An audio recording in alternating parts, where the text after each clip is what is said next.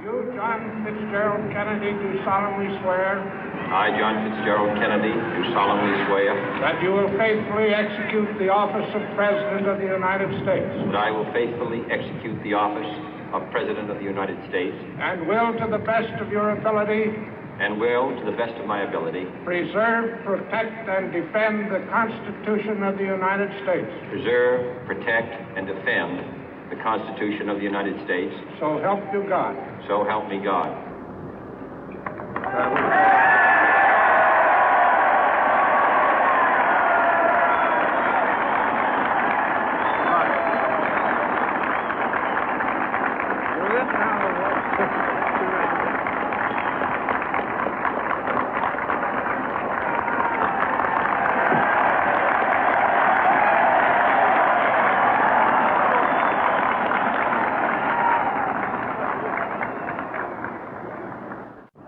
Vice President Johnson, Mr. Speaker, Mr. Chief Justice, President Eisenhower, Vice President Nixon, President Truman, Reverend clergy, fellow citizens.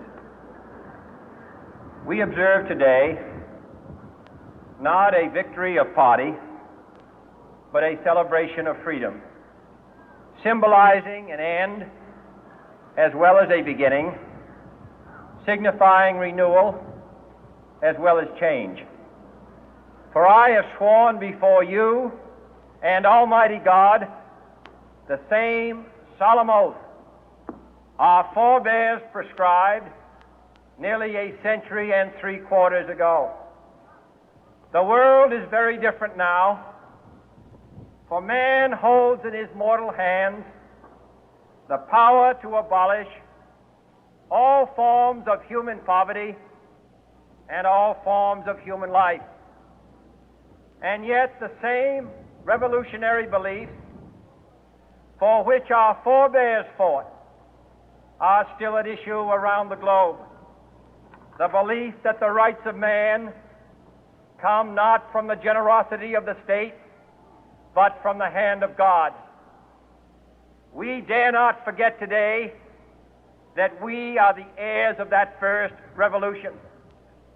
Let the word go forth from this time and place to friend and foe alike that the torch has been passed to a new generation of Americans born in this century, tempered by war, disciplined by a hard and bitter peace, proud of our ancient heritage, and unwilling to witness or permit the slow undoing of those human rights to which this nation has always been committed and to which we are committed today at home and around the world.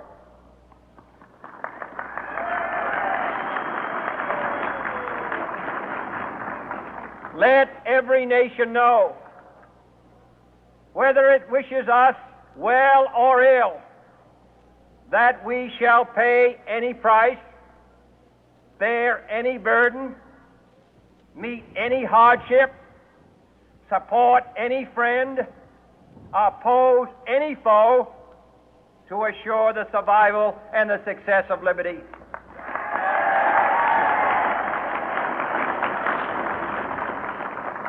This much we pledge and more. To those old allies whose cultural and spiritual origins we share, we pledge the loyalty of faithful friends. United, there is little we cannot do in a host of cooperative ventures. Divided, there is little we can do, for we dare not meet a powerful challenge at odds and split asunder. To those new states whom we welcome to the ranks of the free, we pledge our word that one form of colonial control shall not have passed away, merely to be replaced by a far more iron tyranny. We shall not always expect to find them supporting our view, but we shall always hope to find them strongly supporting their own freedom, and to remember that in the past, those who foolishly sought power by riding the back of the tiger ended up inside.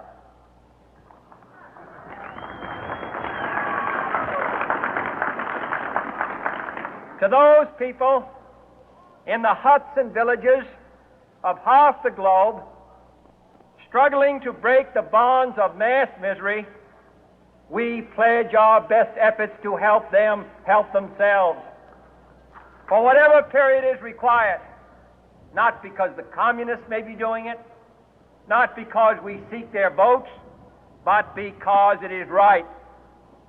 If a free society cannot help the many who are poor, it cannot save the few who are rich.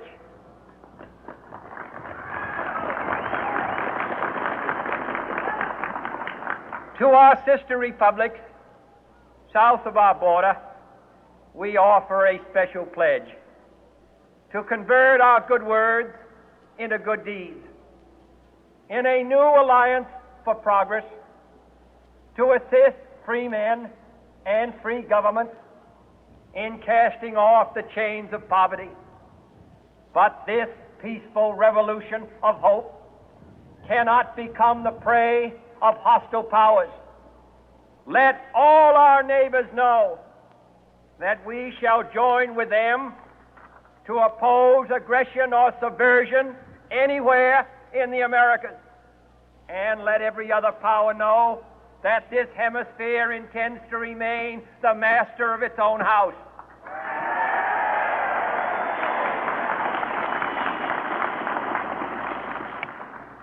To that World Assembly of Sovereign States, the United Nations, our last best hope, in an age where the instruments of war have far outpaced the instruments of peace, we renew our pledge of support to prevent it from becoming merely a forum for invective, to strengthen its shield of the new and the weak, and to enlarge the area in which its writ may run. Finally, to those nations who would make themselves our adversary, we offer not a pledge, but a request that both sides begin anew the quest for peace. Before the dark powers of destruction, unleashed by science, engulf all humanity in planned or accidental self-destruction, we dare not tempt them with weakness, for only when our arms are sufficient beyond doubt can we be certain beyond doubt that they will never be employed. But neither can two great and powerful groups of nations take comfort from our present course, both sides overburdened by the cost of modern weapons, both rightly alarmed by the steady spread of the deadly atom, yet both racing to alter that uncertain balance of terror that stays the hand of mankind's final war. So let us begin anew, remembering on both sides that civility is not a sign of weakness, and sincerity is always subject to proof. Let us never negotiate out of fear, but let us never fear to negotiate.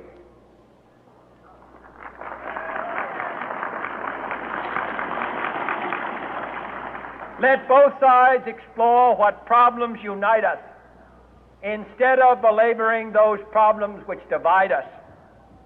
Let both sides, for the first time, formulate serious and precise proposals for the inspection and control of arms, and bring the absolute power to destroy other nations under the absolute control of all nations.